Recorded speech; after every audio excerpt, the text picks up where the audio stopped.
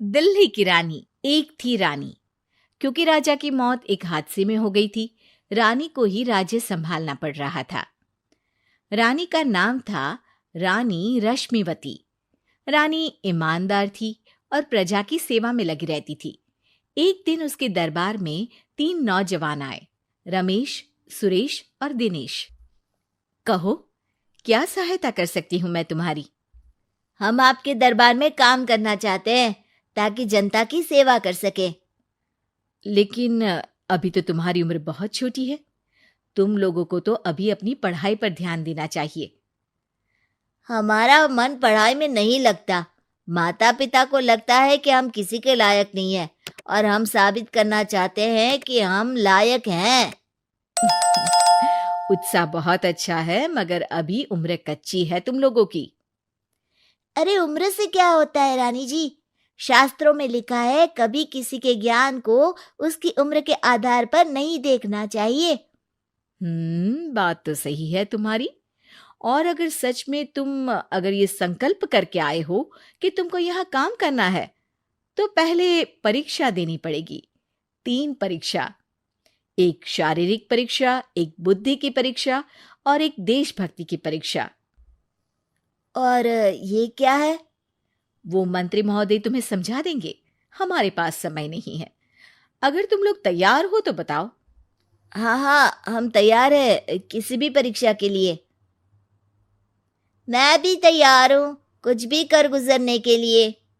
तो ठीक है मंत्री जी, आप इन तीनों की परीक्षा कल से ही शुरू कर दीजिए। जो आ गया रानी साहिबा। पहले शारीरिक परीक्षा, यानी किस में कितना है दम, ये देखेंगे हम।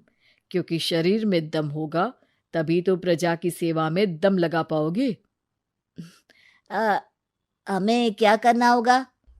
वो पेड़ दिख रहा है, जो सबसे पहले चढ़ेगा उस पे दरबार में नौकरी पाने के अवसर उसी के बढ़ जाएंगे। मैं चढ़ता हूँ। अरे रुको रुको, गिनती गिनने दो।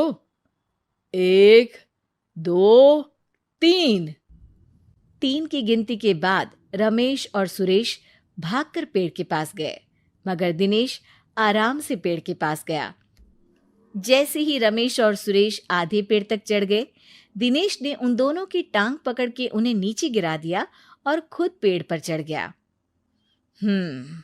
दिनेश की जीत हुई। अरे लेकिन इसने बेईमानी की। बेईमानी नहीं की, बुद्धि लगाई। शरीर के दम के साथ दिमाग में भी दम होना चाहिए। क्यों मंत्री जी?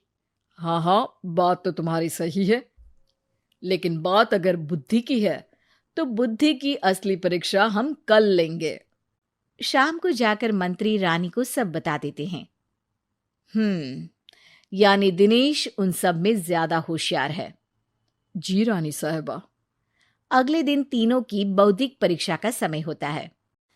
आज हमें क्या करना है मंत्री जी? थोड़ा सब्र करो, कल जल्दबाजी में ही हारे थे तुम।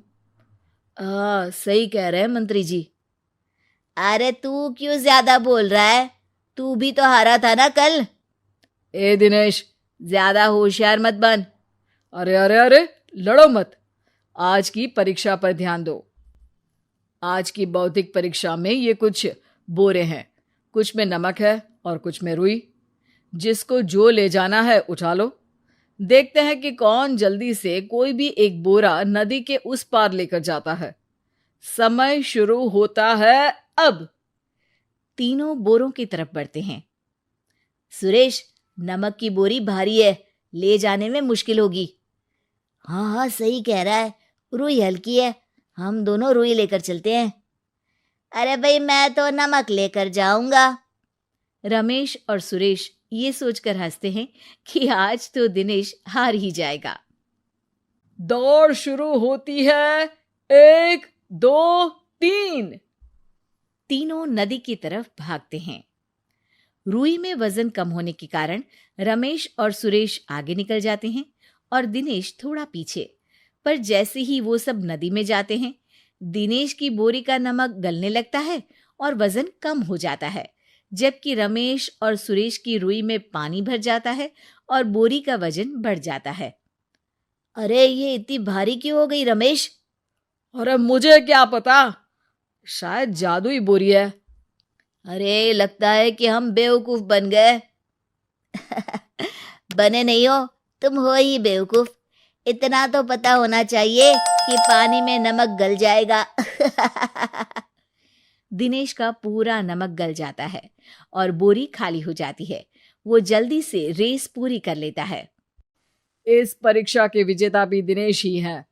उसने दिमाग लगाकर दिखा दिया कि वो बौद्धिक परीक्षा में भी रमेश और सुरेश से आगे है।